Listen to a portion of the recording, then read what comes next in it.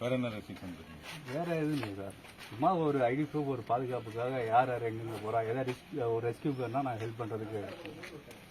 கொஞ்சம் வயசானவங்களா இருப்பாங்க, ஏற முடியாது, நம்ம ரெஸ்கியூ தான் பாதுகாப்புனா பார்த்துக்கிறது. ஏன் சார் முந்தா நாள் இப்போ நடந்ததுல உணவுப் பொருள் மேல போல தடை வச்சாங்களோ? அப்படி இல்லைங்க சார். அன்னைக்கு வந்தனா சிஓபி இப்ப சொல்றாங்க உணவுப் பொருளுக்கு தடை இல்லைன்னு. ஆமா, தடை இல்லைங்க சார். ஆனா முந்தா நாள் வீடியோ எல்லாம் பரவுது உணவுப் பொருளுக்கு தடைன்னு. உங்களுக்கு எதுவும் உத்தரவுன்னு போட்டுருக்காங்க? ரெகுலரா ஃபாலோ பண்றோம், இதான் ஃபாலோ பண்றோம். மற்றபடி நீங்க பண்ணக்கூடிய ரெஸ்ட்ரிக்ஷன் வந்து வரக்கூடியவங்களையே குறைக்கிற மாதிரியா, வரவங்களுக்கு கடமை ஏற்படுற மாதிரியா இருக்கும். இதுவரை இந்த புக்ல யார் வந்தாலும் ரெஜிஸ்டர் பண்ணி எத்தனை பேர் போறாங்க எவ்வளவு பேர் நேரத்துல இன்னைக்கு எவ்வளவு பேர் போயிருக்காங்க? அது அதிகாரி கேட்டு நீங்க யாரையும் தடுக்கிறது இல்ல. இல்ல உணவுப் பொருள்ல நான்வெஜ் எல்லாம் ஒன்னும் அதெல்லாம் ஒன்னும் தடை கிடையாதுல்ல சார்? அவர் சொல்லுங்க.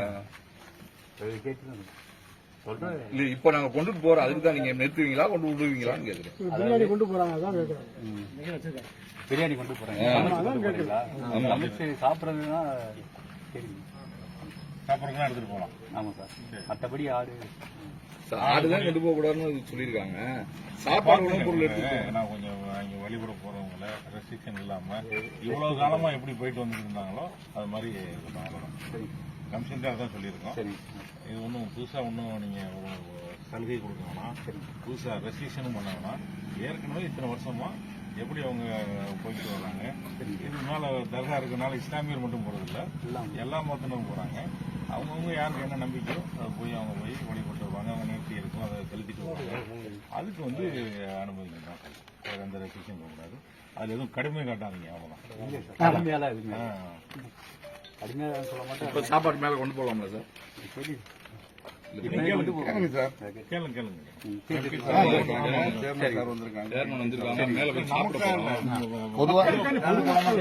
பொதுவா கூட கேளுங்க. அப்பதான் உங்களுக்கு அனுமதி வாங்கி கொடுக்கலாம். நாங்க சமீபமா அங்க போட்டாங்க சார். ஆனா கூட்டம் இதுல தான் நிறைய போடுவாங்க. பொது வழி இது யாருக்குமே இல்லை. படியாவே முதல்ல இதுல நாங்கெல்லாம் சின்ன பிள்ளைல இதுலதான் போனோம். இப்பயும் அதெல்லாம் எல்லா பேரும் போயிட்டு இந்த ஐடி கேட்கறது, ரிஜிஸ்ட்ரேஷன் எல்லாம் வந்து கோயிலுக்கு போறவங்களுக்கு தர்காவுக்கு ரெண்டு பேரும் கேட்கறாங்க.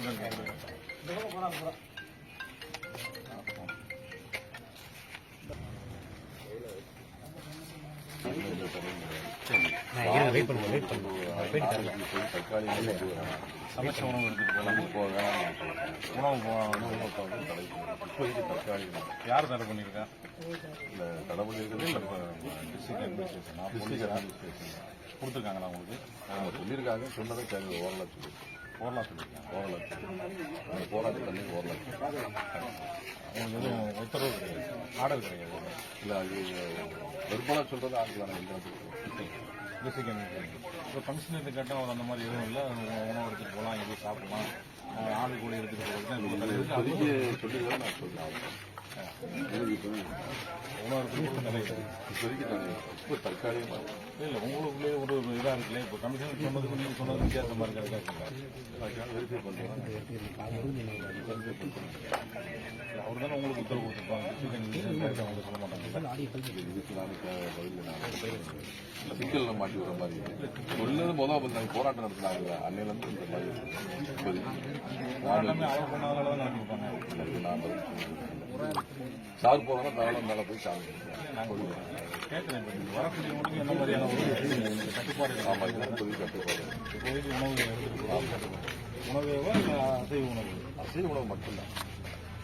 அசைவ உணவு மட்டும். அசைவ உணவு எடுத்துட்டு போகிறது. அசைவ உணவு மட்டும். நீங்க உணவு எல்லாம் கொண்டு போறாங்க. நீங்க எல்லாம் எடுத்துட்டேன்.